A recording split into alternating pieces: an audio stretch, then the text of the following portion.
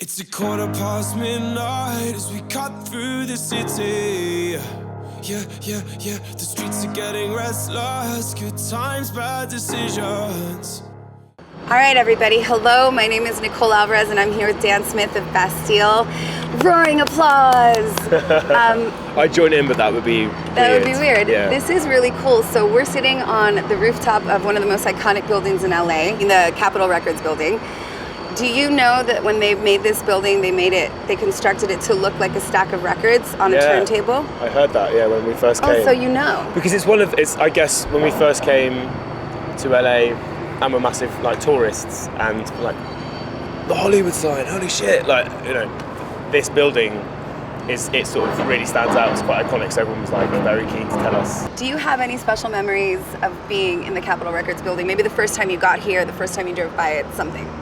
We have a lot of, this is both kind of one of the most iconic buildings in LA, but also it's our record label, which is kind of crazy. So I remember coming up to the roof for the first time, getting really excited and sort of sitting on this wall and everyone freaking out, being why is the lead singer of a band immediately gone and sat over a wall? And probably they all made some harsh judgments on how crazy I am. But it was just really overwhelming and beautiful, and actually there's another ledge over the other side, so I'm not that weird. But you're not crazy, and I get from your music you enjoy life and adrenaline and experience, because we've talked about skydiving. So in fact, when this interview is over, you and I, we're going to sit here and we're going to have another chat. How's exactly. that? I'm into that. But we've also there's just obviously there's the studio in the basement, the kind of world famous studio. And one of the first things we did when we got here was we got to do some versions of songs off our first album with a massive string section, and we did this version of Pompeii with this huge kind of Hollywood string arrangement.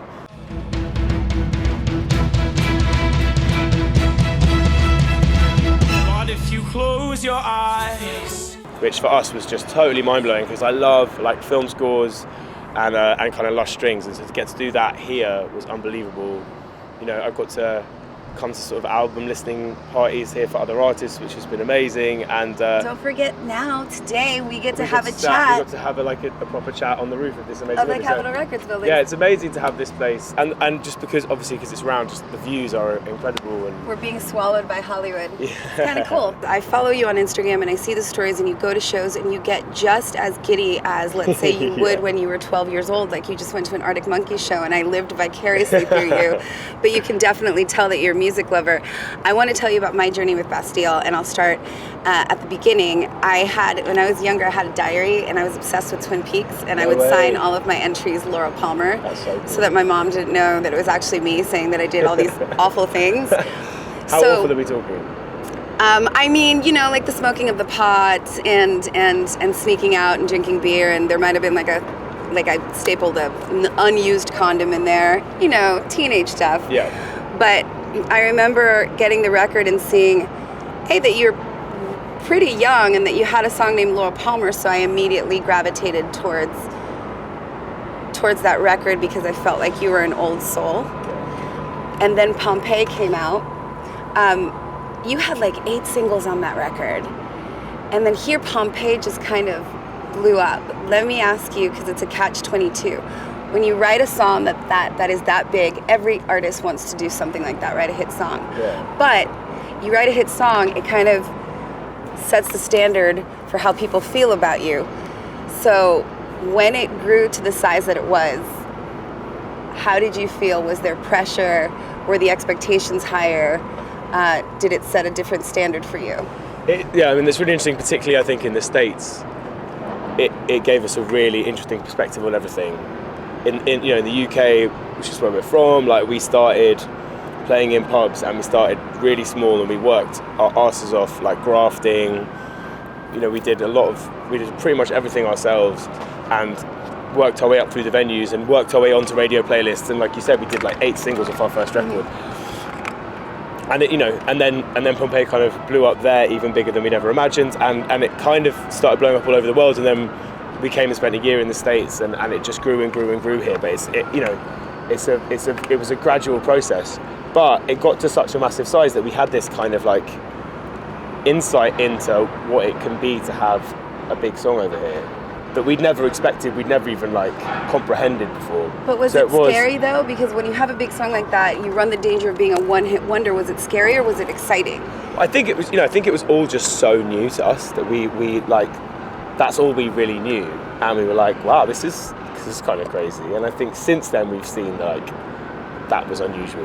And obviously like, I love that song so much and it's changed my life. I don't want it to completely define who we are, but I think in a way it was like the first big thing that we did, and it definitely put pressure on the second record. Like, the expectation is like, right, come on, what you got next? So there was a moment that I had at Coachella, the last Coachella that you played, you were on the side stage, and it was that part of the day that the sun is no longer abusing your skin. The sun is kind of settled down.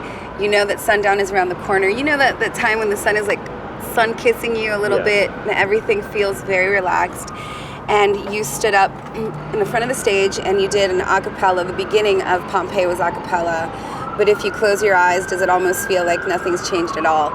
And there were so many changes going on in the world, and there were so many people around me that had their eyes closed. It was such a cool moment. Oh, wow. Because I could tell that everybody was like, okay, everything is fine. Everything is as it's always been. Yeah. And I remember taking a mental snapshot of that moment. That's amazing. I didn't know that. It was beautiful, and it was definitely when I leveled up as far as loving Bastille. Was closing out that record, was that a turning point? Were you ready and hungry for record number 2? Or did you just feel like you needed some time? Well, I guess our first album felt a little bit like a runaway train, and we were just sort of like, okay, we'll go where it goes, but I was always really obsessed with like making other music, making mixtapes, and making our follow-up record. So we kind of started straight away as soon as our first album was out, which meant that we were kind of at the mercy of how long this album campaign was going to go on. So the second record, I guess, took 3 years, but we were making it constantly. Like, and that was it was actually a really great grounding thing to have going on in the background, knowing that like wherever we were in the world, we'd try and find a studio or set up a studio in a backstage room, and it was this like anchor. It was this thing that sort of like was something else to focus on.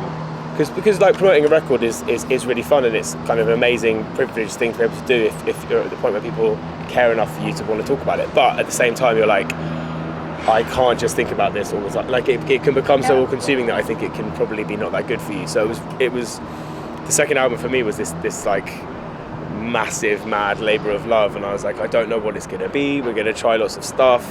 I had this idea that it's going to hopefully be this mad opus that kind of articulates like how confused we're feeling about all the big changes in the world and changes in our lives, and in some ways it's going to be about escapism and fiction, and there are songs about like gangsters on that album, but then there's also stuff about turning the news on and freaking out and not knowing what to do. And I think it was as much for like us making our second record as it was for us to just be making something.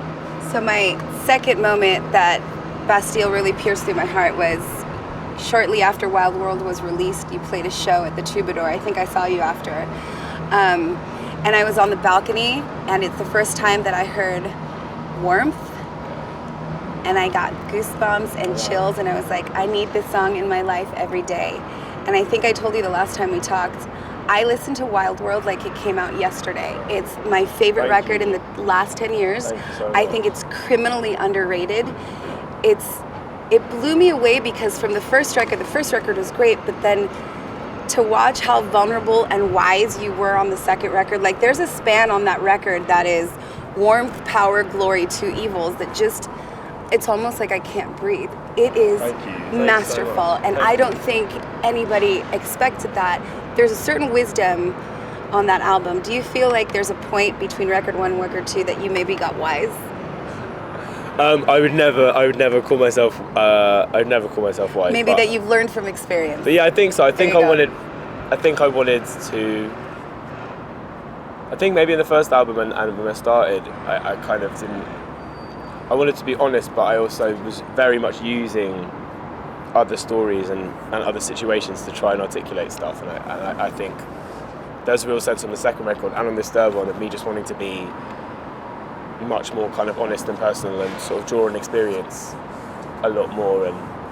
I'm aware that maybe on the second record that maybe it was like a little bit angstier in places, but I just I loved making that record. Like we had it was really challenging and but really fun, and also like I said it before, but for me, because we were lucky enough to make it in all these different places, and it was like just this constant evolving thing.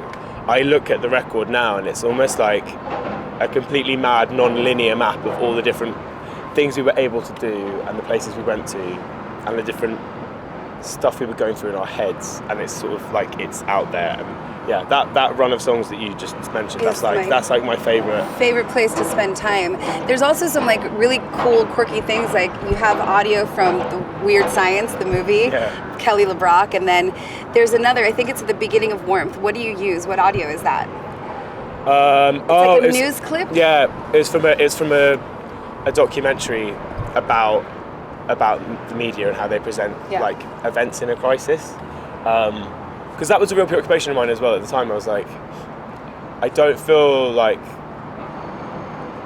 knowledgeable or kind of worthy enough to be making any sort of like big statements about the world, but I really wanted to talk about it. So for me at the time, you know, being away a lot, you sort of like you connect to people at home as much as possible, but also I would like read the news a lot and read what was happening online and listen to the radio and podcasts and stuff. And in these times of like mad world change, it's quite hard to avoid. And if your window into that stuff is via news media, it can be really hysterical, as we know from like very daunting in this country and at home. Like it can be super polarizing. And anyway, so I was sort of like wanting to address that but in a very personal way, not in a like you made it beautiful. Like I'm a guy in a band, you know, whatever. It was very much like just as a person. Like no, it sounded like a friend. It sounded like it came across very humble and like just a citizen of the world, concerned and present in the moment. You were just talking us through the stuff that was in your head. That's how it came across. Yeah, well, thank you. That was like, I guess that was the intention. It was very much like just trying to find the right line between like acknowledging stuff, reacting to it, I guess doing whatever you can, which could be like a lot or absolutely nothing, and then also be like, well, everyone's got to still kind of live their lives as best they can, and try and find moments of like looking after people and having fun and like escapism and all that kind of stuff. And it was just about sort of trying to reconcile that in your head, and I'm glad that comes across. Last night I listened to midnight, and this is not a joke because I'm sitting in front of you. This is not me exaggerating. I listened to it like 30 times in a row, to the point that I didn't even notice it, like the song had ended. I just didn't want it to end, because the picture that song with the lyrics paints in my mind is I picture myself being carefree, free-spirited, and kind of having a reckless night with my friends. It feels so good.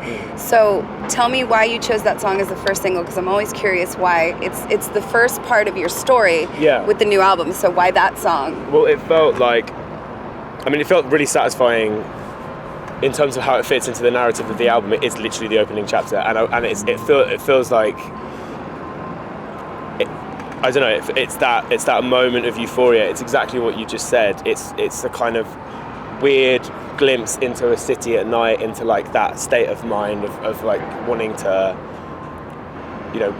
night to like really get going and not stop, and to escape all the shit from every day and all the stuff in your life and the stuff in the world that you want to like just put to one side. And it's that moment. It's kind of the moment of euphoria before the other events of the night happen and before things unravel and go off in different directions. And So is the new record basically the story of one night?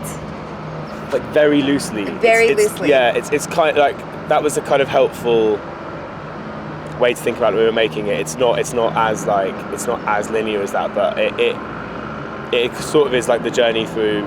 It's kind of like my life over the last sort of year or so, told via and a bunch of other stories kind of like told via this night. It's more just using nighttime as a setting. Got it. Okay. So if we wanted just a little glimpse inside your head right now, what lyric could we focus on midnight? Oh, that's a good question. That might give us a glimpse as to what's going on with you right now. I don't know, maybe they're like, why are we always chasing after something lyric? They're all like, I call them tattooable lyrics. Like they're such good lyrics that any one sentence you could easily tattoo on your body and it would make sense. I can't remember. That's I can't remember. Yeah, I guess I wanted to, with this album, sort of try and capture that feeling of, I don't know, the feeling of going out or of choosing to sort of like step away from the everyday for a second, which, you know, I think could be relevant both for people who do that and people who just want sort of escapism, and the kind of like carefree nihilism that can come with it. And yeah, I wanted it to sort of feel like exciting and uplifting, but kind of this undercurrent of like, well, why are you doing this? What's it about? Yep, you got it. So we're gonna wrap things up soon, but we're sitting here on top of the Capitol Records building, which blows my mind. Oh, is it amazing? Which is kind of like, I guess, thank you for helping me check this off my bucket list. We can say we did this together before we go skydiving. Exactly. Which we're doing immediately after. We're doing immediately after. If you had to... I'm so up for that skydiving into an interview idea, by the way. I really need, after we get out of here, we need to really put that plan in motion. Yeah. But if you were to leave town and leave LA a little note behind, like a love note, what would you tell LA in that love note? Oh, that's a good question. Oh, I'm full of those. Oh, man. What is it that you love about this crazy animal that is Los Angeles? I guess I'd say thank you for having me. It for me feels really special coming here because as a Brit who like is obsessed with films, it feels like really familiar but also totally otherworldly. I guess it's a really creative place. It's kind of mad. I associate it with lots of like all-nighters. Yeah, that's right. And some really good times and some really sort of like mad, kind of unreal, surreal things that have happened in our life, you know, in our working life being here, and loads of amazing people that we've met. And I don't know, I could wax lyrical, but it's kind of beautiful as well. I think in the future you need to write LA a love song. I'm going to wait for that one. All right, cool. And really quick, do you have a favorite movie of all time? Because I know you're a complete film buff, but if I asked you, do you have one favorite movie of all time? Well, being here makes me think about Mulholland Drive because... That movie is wackadoodle, but I could watch it, but I love that David Lynch. I could watch that movie 100 times. But that's what I love about him, and that's what I love about that film, is it almost feels like an album. It's like, it's as much an incredible whole piece of work as it is a collection of like brilliant, weird and wonderful scenes that all need unpacking, and that you can choose to interpret kind of how you want. And his like stubborn refusal to ever explain anything, I think, is so applaudable, and like it's beautiful, it's visually incredible. I feel like that's his kind of love letter to LA in a lot of ways, and to Hollywood, and how kind of brilliant and up it is, and the sort of the good and bad. And yeah, I mean, it certainly made me, when I first came to the city, I was like, when can we go to Mulholland Drive? I want to get a photo underneath the Mulholland Drive sign. That's one of my favorite drives still. Yeah, it's beautiful. It's amazing. That one and PCH. Yeah. PCH is Dan Smith, I think that you are a wordsmith. Thank you. I think you're one of the best songwriters that we have right now. Thank you very much. And I can't wait for this new album to drop. I would ask you for an exact date, but I know that you're not going to give it to me. Well, I literally don't know it. Can we say within the next couple of months? Or before October? Is that fair? We're saying. No, they won't tell us. How dare you? We're just going to, look, everything great is worth the wait. So I just wanted to say thank you. This is literally a dream come true for me. Thanks for letting me come sit up here with you. And thank you, Los Angeles. Shall we blow it a kiss? Thank you. Mwah. Yeah. Bye, everybody. Bye.